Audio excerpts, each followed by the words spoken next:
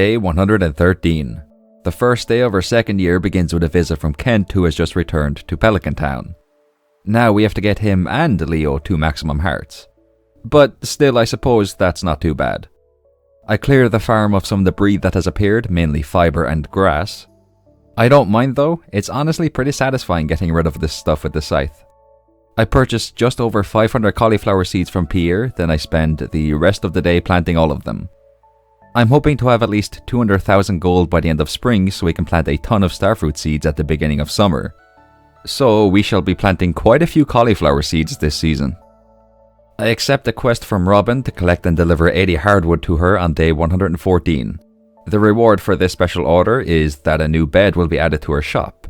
We don't get a crafting recipe, so it's not really important for us to complete this one. I sell some pumpkin seeds to Pierre and use the gold I receive to purchase a ticket to Ginger Island. I clean up the farm here, then I accept a special order from Mr. Keith to deliver 4 prismatic shards to him. I don't like giving prismatic shards away at this point, but there are still quite a few things I need to purchase from his shop, so this has to be done unfortunately.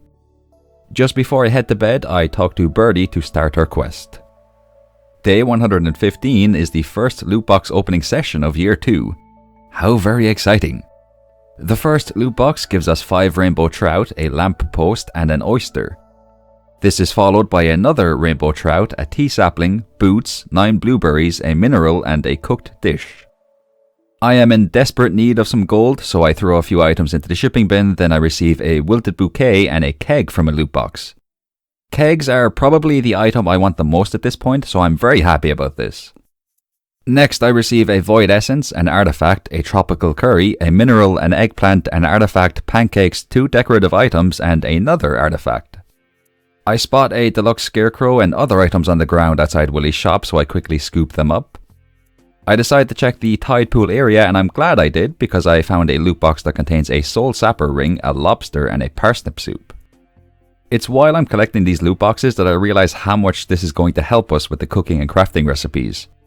We have received so many items that are needed for these various recipes, so I think the whole process of crafting every item and cooking every dish is going to be a lot more convenient than it normally is. Which is especially good news for us because both of those are goals I set for year 2. It is also at this point that I wish I installed the mod that adds a 3rd backpack upgrade to the game. We could really do with the extra inventory space right about now. But, you know, live and learn.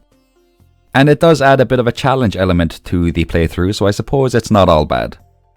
Once again, the game has decided to taunt me by spawning a loot box in a place I cannot reach. It's actually kind of funny when this happens now, I'm not even annoyed by it anymore. I find Harvey's mallet in a loot box. Just like Alex's bat and Sam's old guitar, it is another weapon that you can't normally obtain. Speaking of Sam's old guitar, I receive another one in a loot box.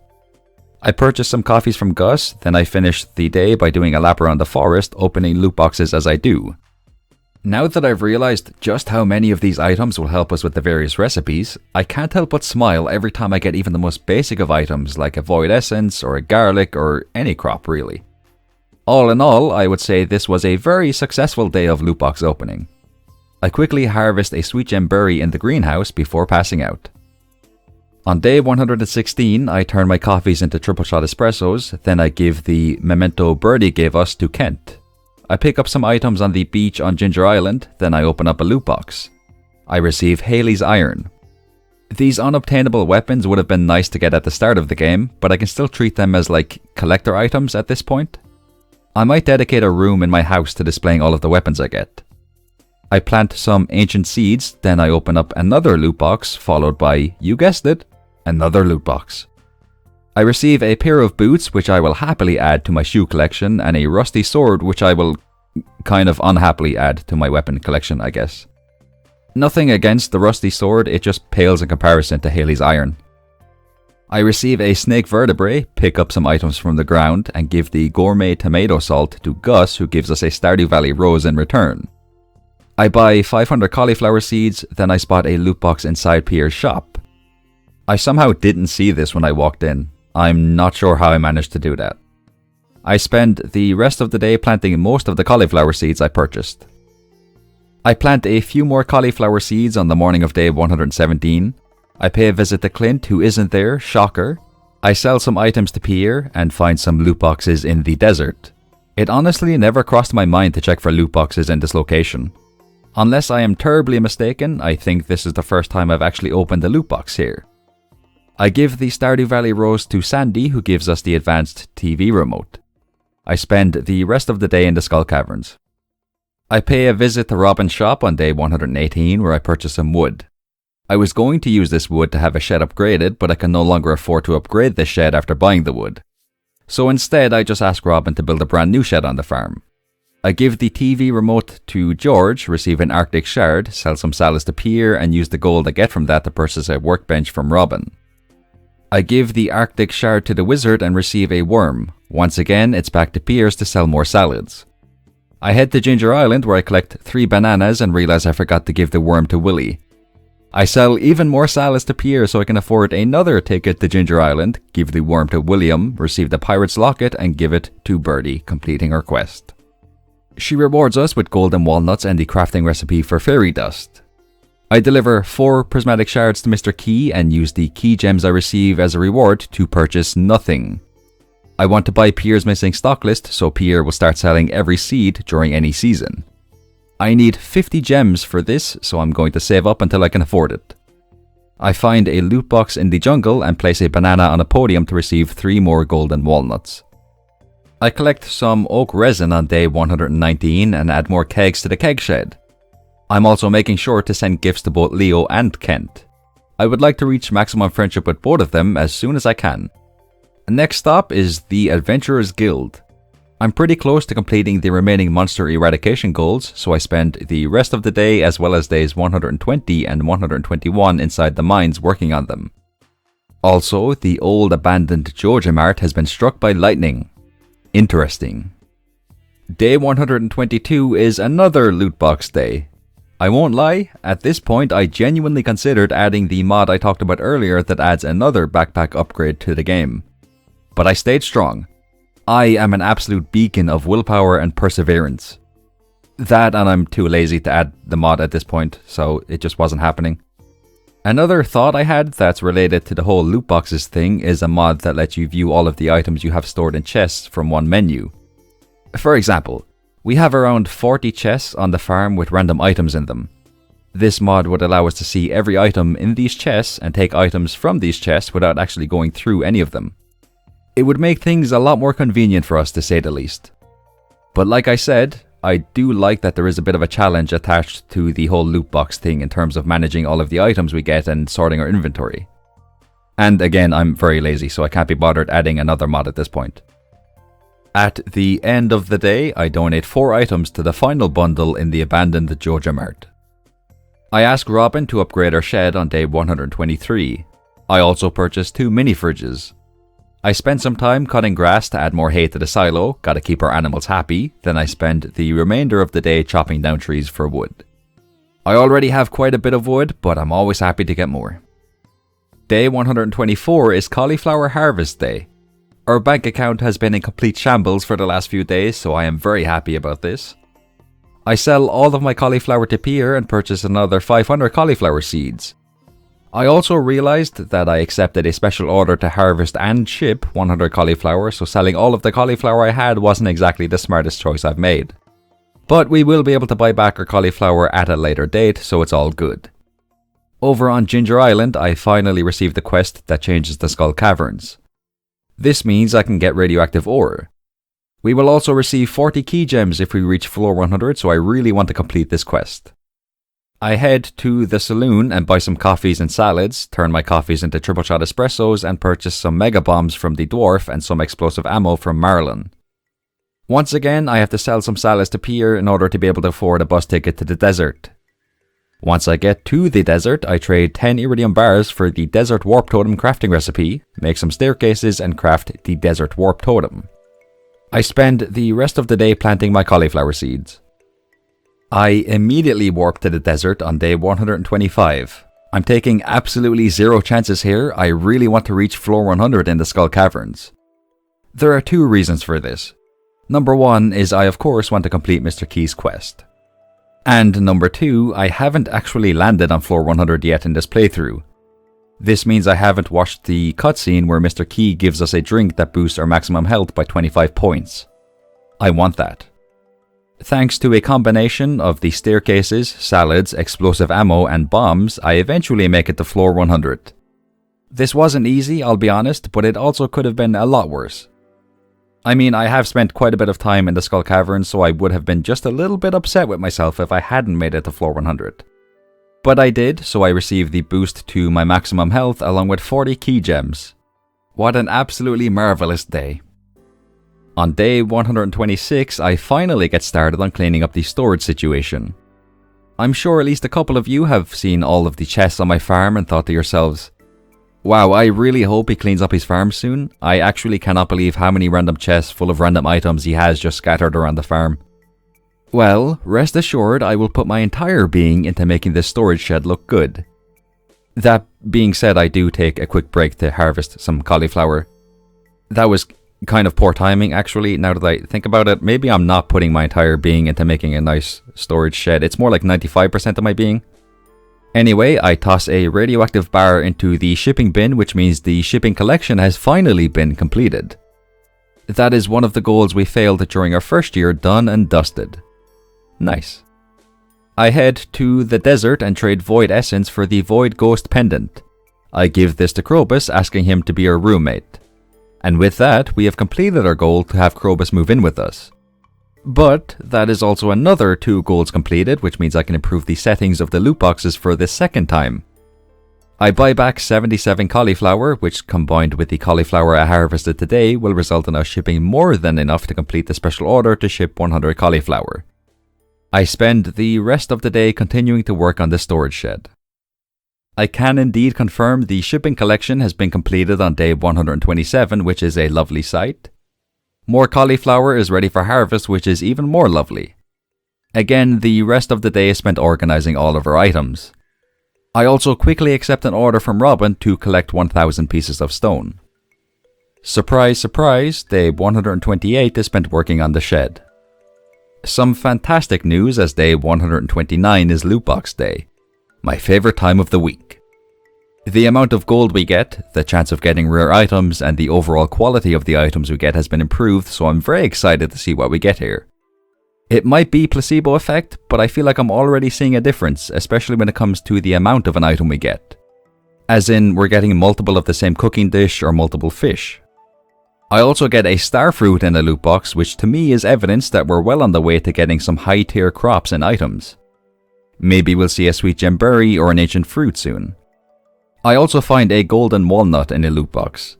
Achieving perfection requires you to collect 130 golden walnuts, so finding these in the loot boxes is actually helping us a ton. It gives us a bit of leeway when it comes to finding all of the walnuts. Let's say I've received 4 of the 5 walnuts you get from fishing. I could spend more time fishing to get that one remaining walnut, or I could just say, well, I've got a golden walnut from a loot box, so I can just leave the fishing one alone. I don't actually need it anymore. That's a really nice bonus that I hadn't considered before. Also, the amount of gold we're getting is sort of hit or miss now. Sometimes my gold will increase by 300 or so when I open a loot box, then I'll open a different loot box and receive around 2000 gold. So by the time I complete the remaining goals and adjust the settings, I could be getting around 4 or 5000 gold from each loot box, which would be very nice. I take a break from opening loot boxes to collect some oak resin and ask Robin to upgrade our house. Also, a loot box appeared right beside the shipping bin on Ginger Island. Every time I tried to open it, I opened the shipping bin menu instead.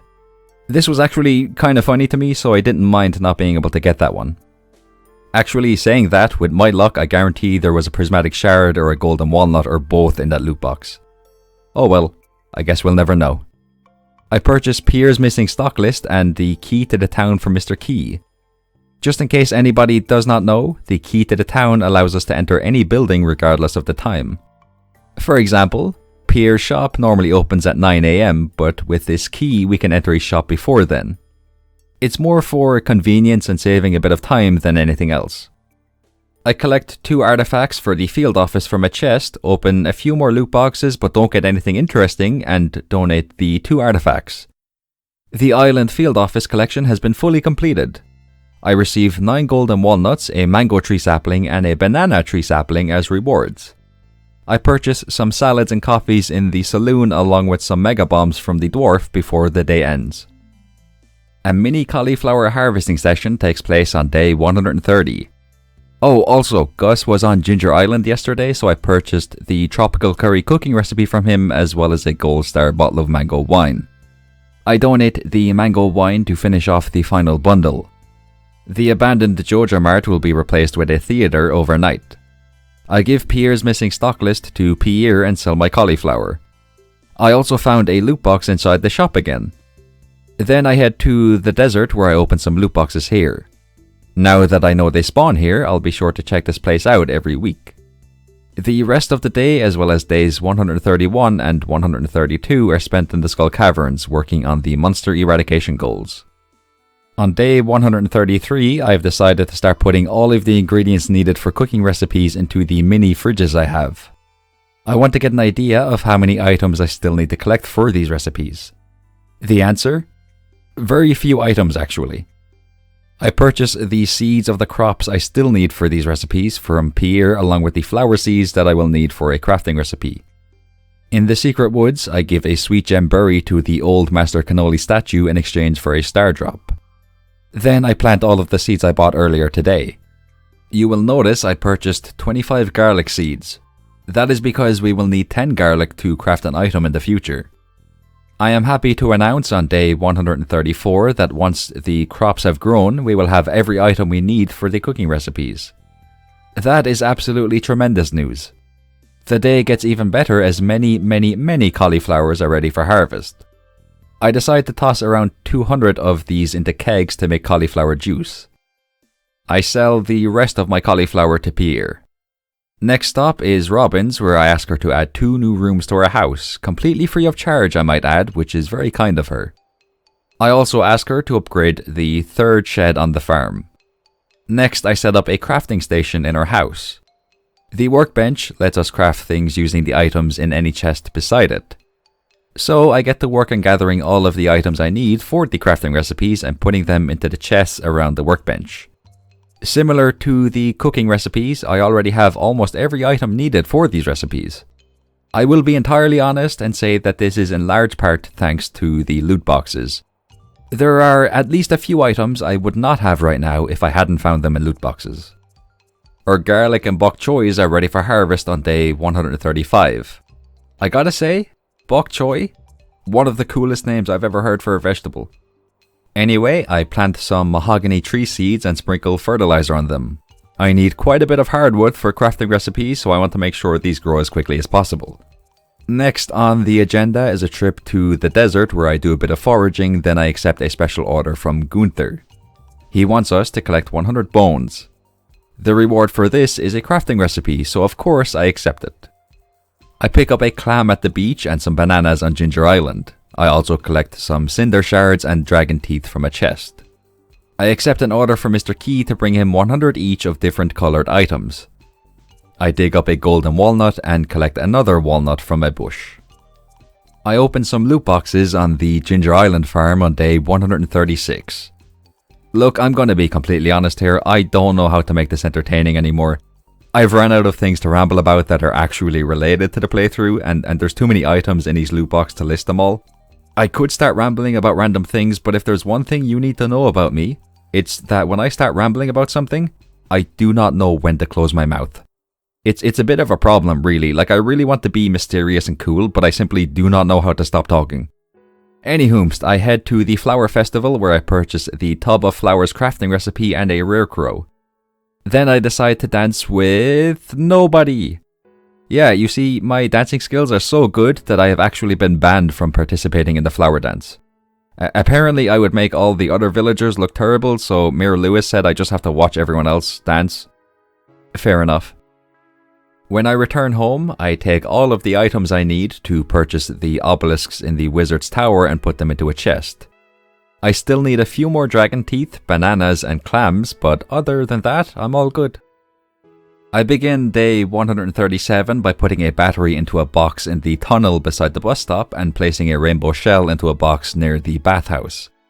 I put 10 beets into the fridge in Mira Lewis's house, purchase 74 Georgia Colas in the saloon, collect some bananas from a chest on Ginger Island, and drop off some items in Mr. Key's walnut room. I believe I only need to drop off 34 more red items to complete his order. I make a desert warp totem, teleport to the desert, and put a solar essence into the mouth of the dragon skeleton. And that is it for today. I collect cauliflower juice from kegs on day 138 and find the casino membership card just outside our house. Just to clarify, this card appears here after you delivered the battery, rainbow shell, beets and solar essence to the places I delivered them yesterday. I sell my cauliflower juice to Pierre, purchase 34 spaghettis and 75 coffees from Gus, turn my coffees into triple shot espressos as always, and deliver the spaghetti to Mr. Key, completing his order and earning 40 key gems. I use these gems to purchase the Heavy Tapper and Deluxe Fertilizer crafting recipes, then I spend the rest of the day as well as day 139 going through the Volcano Dungeon. The purpose of this was to collect dragon teeth and work on the monster eradication goals. Artichokes, yams, red cabbage, fairy roses and taro roots are ready on day 140.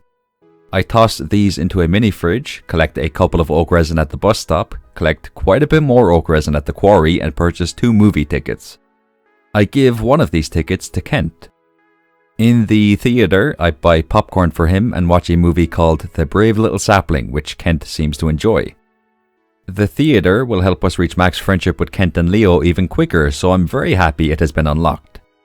I harvest some pineapples and ancient fruit on Ginger Island and place them into a chest beside seed makers to get pineapple and ancient fruit seeds. I head to Robin's shop and purchase all of the crafting recipes she has for sale, collect my seeds from the seed maker chest and plant them in the greenhouse. Now that I've taken everything I need for the crafting and cooking recipes and the obelisks and put them into chests, I can safely begin selling pretty much everything else I have. This also means that when I open loot boxes in the future, I can sell all of the items I get from them. I will be holding on to the items I need to make kegs though, so copper and iron bars, oak resin and wood. And I will also make sure I keep items I can give to Kent and Leo as gifts. But other than that, we're about to start making a ton of gold. And with that, I think it's time to say goodbye to our second spring. I'm gonna be honest, I achieved a lot more than I expected to achieve this season. We got a ton of prep work done in terms of the crafting and cooking recipes, our friendships with Leo and Kent are looking pretty good, and overall I would say we are well on our way to achieving perfection. I look forward to seeing what happens in summer.